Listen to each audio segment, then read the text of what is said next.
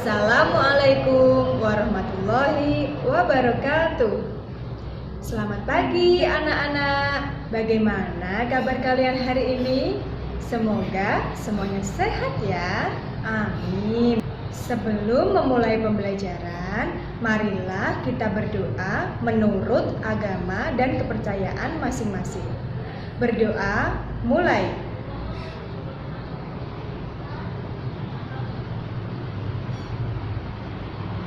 Berdoa selesai. Anak-anak, pada pagi hari ini Bu Guru akan menyampaikan materi tema 2, subtema 2, pembelajaran 1. Bekerja sama mencapai tujuan.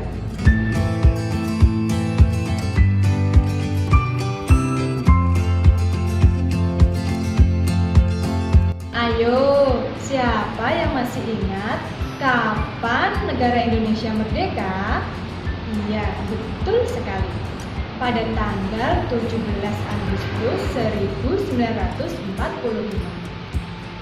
Seharusnya setelah proklamasi kemerdekaan Indonesia, bangsa Indonesia sudah terbebas dari segala bentuk penindasan, bukan? Tetapi kenyataannya tidak demikian. Bangsa Indonesia masih perlu mempertahankan kemerdekaan Indonesia. Mengapa demikian? Lalu, bagaimana cara bangsa Indonesia untuk mempertahankan kemerdekaan negara Indonesia? Ayo kita cari tahu. Setelah proklamasi kemerdekaan Indonesia pada tanggal 17 Agustus 1945, gangguan dari bangsa asing masih saja datang, seperti dari pemerintahan Belanda. Kedatangan pasukan Belanda disambut dengan perlawanan oleh bangsa Indonesia. Sehingga sejak tahun 1945 sampai tahun 1950 terjadi berbagai macam pertempuran di berbagai daerah antara pihak Indonesia dengan pihak Belanda yang dibantu oleh pasukan Inggris, seperti perlawanan di daerah Surabaya. Pertempuran Surabaya adalah pertempuran pertama bangsa Indonesia setelah kemerdekaan. Mari kita simak teks berikut ya.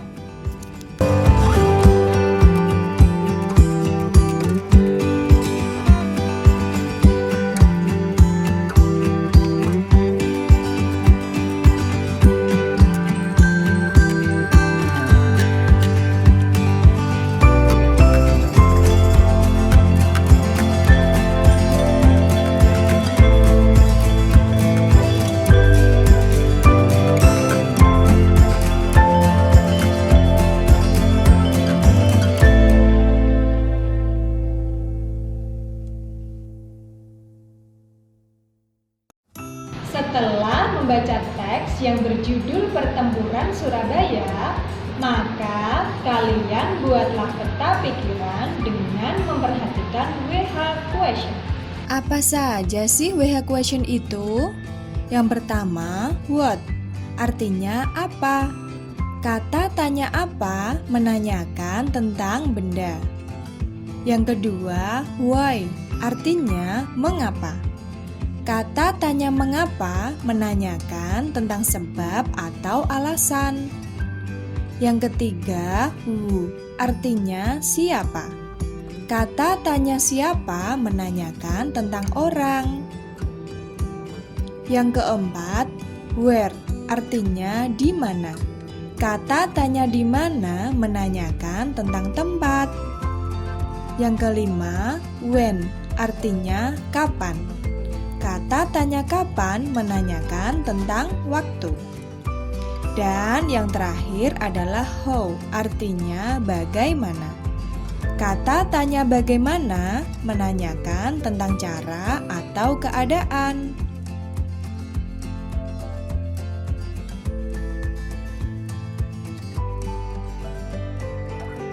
Setelah mengisi peta pikiran, maka kembangkanlah peta pikiran tersebut menggunakan kalimat efektif.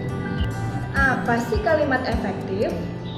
Kalimat efektif adalah kalimat yang mengandung gagasan penulis yang terdiri dari kata-kata yang mempunyai unsur subjek, predikat, objek, dan keterangan atau disingkat SPOK. Tetapi sebelum menulis, perhatikan ciri-ciri kalimat efektif berikut. Yang pertama, kalimat efektif memiliki unsur penting atau pokok, minimal unsur subjek dan predikat. Yang kedua, menggunakan struktur bahasa yang tepat. Yang ketiga, memenuhi kaidah ejaan yang berlaku. Yang keempat, menggunakan pilihan kata atau diksi yang tepat dan sesuai kebutuhan. Anak-anak, perjuangan dalam mempertahankan kemerdekaan Indonesia tidak dilakukan sendiri-sendiri, namun diperlukan kerjasama dan persatuan dari seluruh rakyat Indonesia agar cita-cita untuk menjadi bangsa yang bebas dan merdeka dapat tercapai.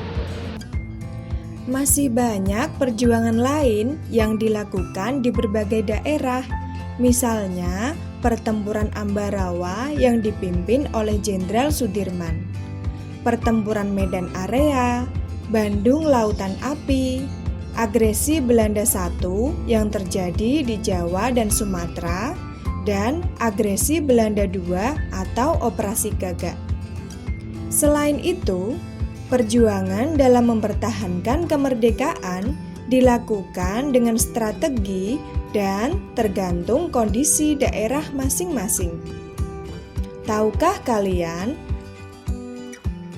Ternyata hewan juga mempunyai strategi masing-masing dalam mempertahankan kehidupan mereka. Hal tersebut juga erat kaitannya dengan tempat tinggal atau habitat mereka. Pernahkah kalian mengamati bebek berenang? Mengapa bebek dapat berenang dengan baik? Kita lihat gambar berikut. Bebek memiliki ciri khusus yang disesuaikan dengan tempat tinggalnya. Bebek hidup di darat. Namun, untuk mencari makan, bebek biasanya berada di air.